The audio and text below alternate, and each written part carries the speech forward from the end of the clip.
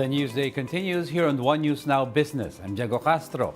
Here are the biggest stories on the economic and corporate fronts. Money sent home by overseas Filipinos increased by 2.7% in August, its fastest pace in 3 months. Data from the Bangko Sentral shows August remittances hitting $2.79 billion. The figure is higher than the $2.72 billion from the same month of last year, but lower than the $2.99 billion in July 2023. The latest increase is also the fastest since the 2.8% in May, but slower than the 4.3% in August of last year. The Bangko Sentral attributes the growth in cash remittances to increased receipts from both land and sea-based workers. From the first 8 months of 2023, cash remittances jumped to $21.58 billion from the $20.99 billion a year ago. That's due to growth in remittances from the US, Saudi Arabia, and Singapore. However, RCBC chief economist Mike Ricafort warns that remittances could take a hit if the conflict between Israel and Hamas stretches on. Israel accounts for over $74 million, or 0.3% of the remittances in the first 8 months. The government's short-term securities saw further decline in demand, reaching their lowest point in 3 months as interest rates increased across the board due to the ongoing conflict in the Middle East.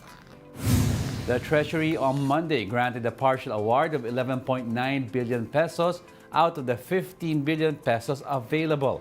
This marks the third consecutive week of partial awards for T-bills.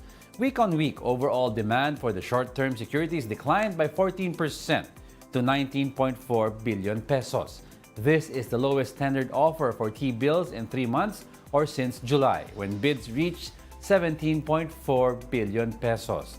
Along with this, Moody's Analytics has indicated that Philippine trade could face continued challenges in the upcoming months due to a worldwide economic deceleration, increased inflation, and elevated interest rates. Data from the PSA showed that the Philippines' trade deficit narrowed to $4.13 billion in August, its lowest level in 2 months, as an increase in exports offset the drop in imports. The group added that the slowdown in China will also impact the Philippines' trade outlook. To talk to us more about the impact of the Israel-Hamas war on the Philippine economy, we have with us on the show RCBC Chief Economist Mike Ricafort. Good morning, Mike. Thank you very much for joining us. Hi, good morning, Diego, and all your viewers. Yes, let's get right to it. NEDA has earlier said that the conflict will have no major impact on the Philippine economy. Now, what's your thoughts on that? Well, yeah, because basing on the numbers, the OFW remittances year to date, and also for last year, those coming from Israel accounted for 0.3% of the total remittances. Okay. So it may not be that large, but of course, if there should be, in case there would be repatriation from Israel, so yeah, there could be some adverse impact on, because there are more than 30,000 OFWs there, mostly caregivers, tourism workers, and domestic workers, and so on. So yeah, but the thing is, the geopolitics behind it. That's the risk that we're watching, especially if there would be a potential impact on world oil prices, especially if the respective allies are dragged into the conflict. Okay. For instance, Iran is it's a supporter and it finances Hamas. So now everybody else is anticipating the ground offensive by Israel versus Hamas in Gaza. So now also the major world leaders, led by the US and other developed countries, we're also working in an effort to prevent a wider or escalation of the said war that could potentially involve the respective allies like Iran or other parts of the Middle East eventually. So, however, it's still contained for now. Okay. That's a good news for now. It's oil price is at the NYMEX oil is $86, lower than yesterday's 87. That's among the highest in a week. Mm-hmm. A week ago when trading resumed right after the start of the said war, the Monday of last week, it's practically at similar levels. In fact, even late last week, Mm-hmm. oil even declined to as low as 83 to $84. That Yes, was that's the right. starting point.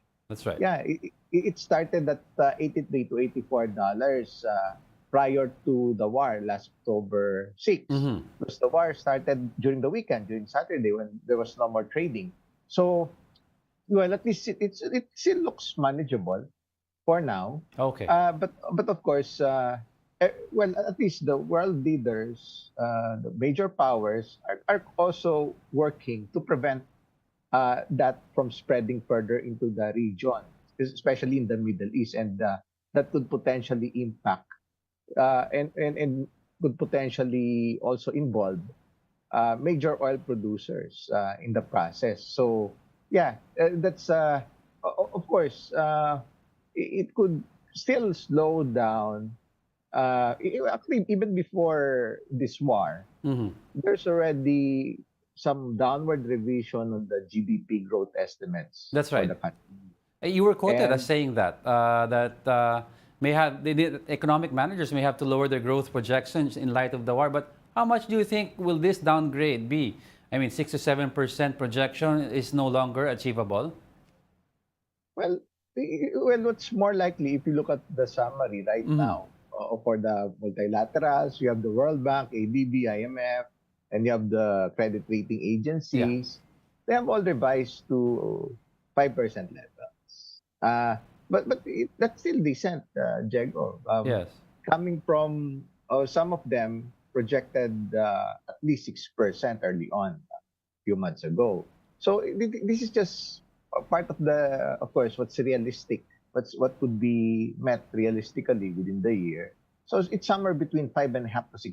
Okay. That's still workable. So yeah, it's still, but nonetheless, that kind of growth of 5 to 6% levels for this year, and even for the coming years, that's still relatively decent and still among the fastest in the region, in ASEAN, in Asia, and among relatively larger countries. Because prior to the pandemic, Mm-hmm. uh, the economy, well, it was growing at least 6% from 2012 to Yes. 29. That's right. And we're just going back to that because of the improved, well, because of our improved demographics.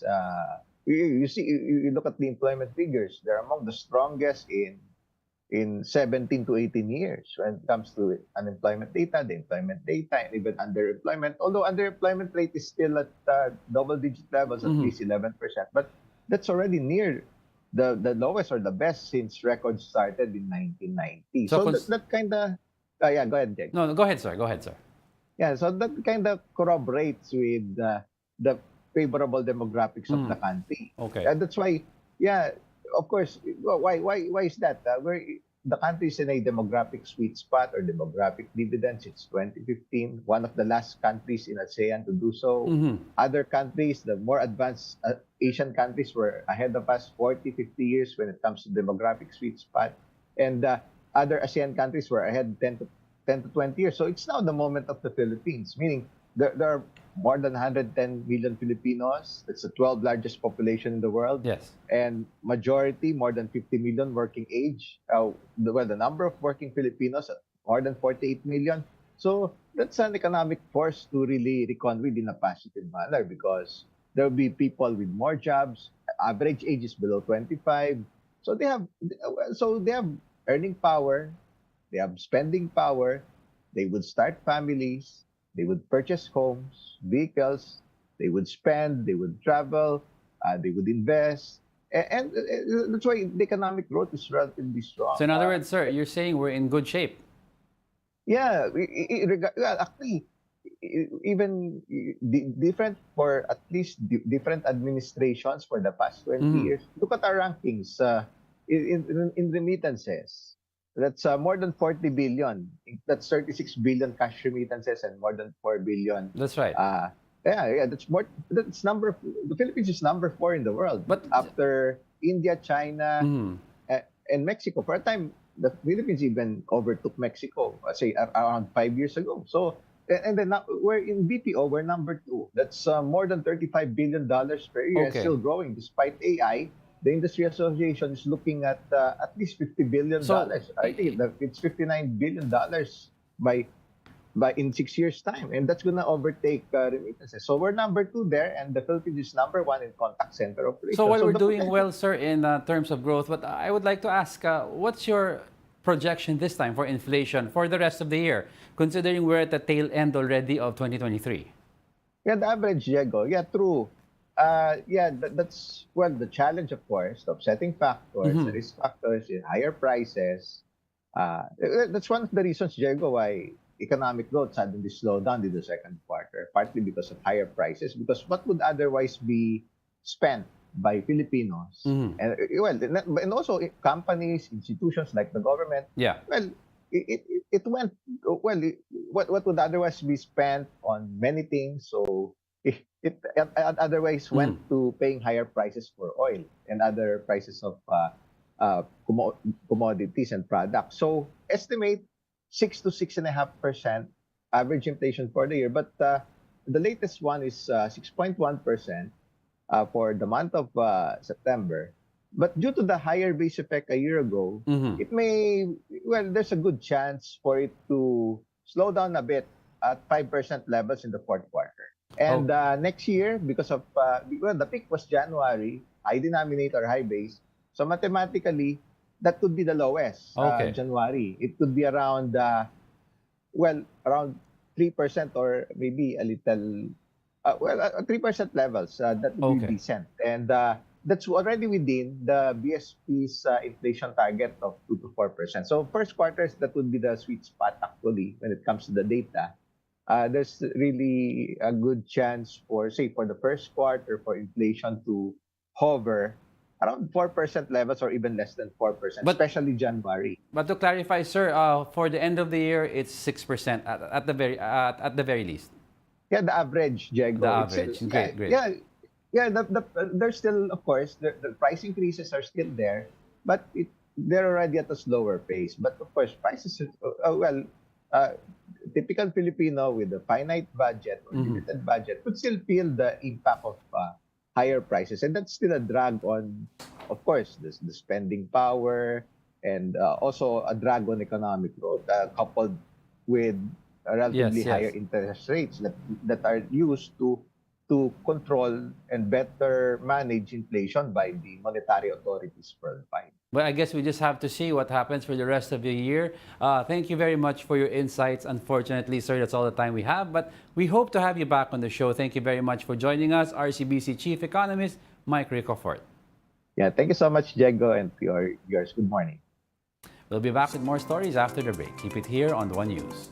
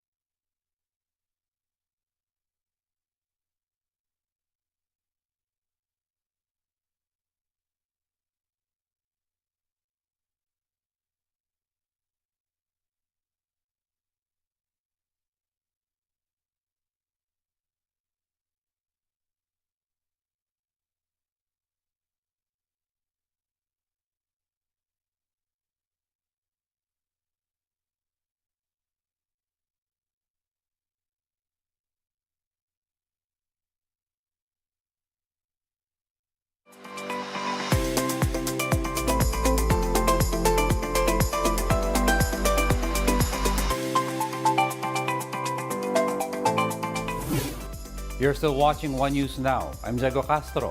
President Bongbong Marcos will be discussing ways to bring down prices of petroleum products during his visit to Saudi Arabia.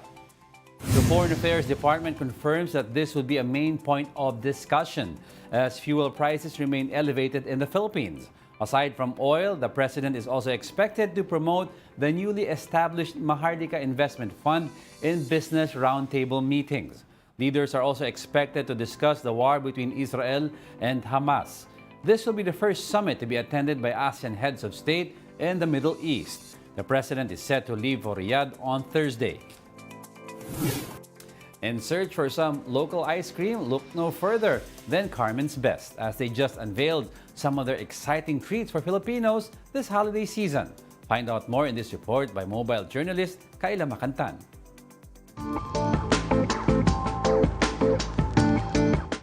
Local yet premium ice cream. What else but Carmen's Best? It's not only the taste that sets Carmen's Best ice cream apart. Aside from being delicious, is 100% of the ingredients they use in making their product a locally produced. We are proudly local and proudly gourmet.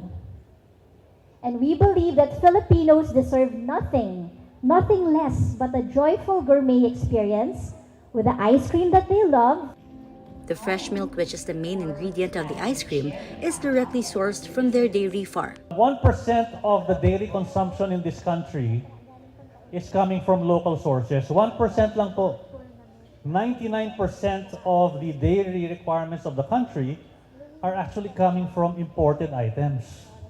What was more striking to me is that 70% out of this 99% are actually powder-based milk products. This also means that the company has a greater capacity to provide more jobs for Filipino. The term locally produced is closely associated with having a larger workforce. That's why they say there have been such improvement in their facilities at their 27-hectare dairy farm in Laguna. They also provide opportunities for other Filipino dairy farmers to expand their businesses. So it's not surprising that their company is experiencing rapid growth. We effectively gave our local dairy farmers access to market their produce to us. So today we are very proud to be supporting local dairy farmer families, giving them a steady livelihood. During their event on Monday, Carmen's Best announced more initiatives to step up their game further. They unveiled the new look of their product, giving it a more premium and sophisticated appearance. There was also a big announcement about the new store opening at the Mall of Asia. Its aim is to provide a place for ice cream lovers to create memorable experiences with their favorite dessert. Of course, with Christmas approaching, they've also added Christmas flavors to their menu. And not to be missed is this message from Manny V. Pangilinan, Chairman, CEO, and President of Metro Pacific Investments Corporation. Many congratulations on the relaunch of Carmen's Best today. Truly, there is no better joy than giving your best. The best products, the best service, the best profits, and of course the best dividends. Congratulations again. Mobile journalist Kayla Macantan, we are One News. And those are the top business stories of the hour. I'm Jago Castro. Join us again at 2 p.m. We are One News. All sides, all the time.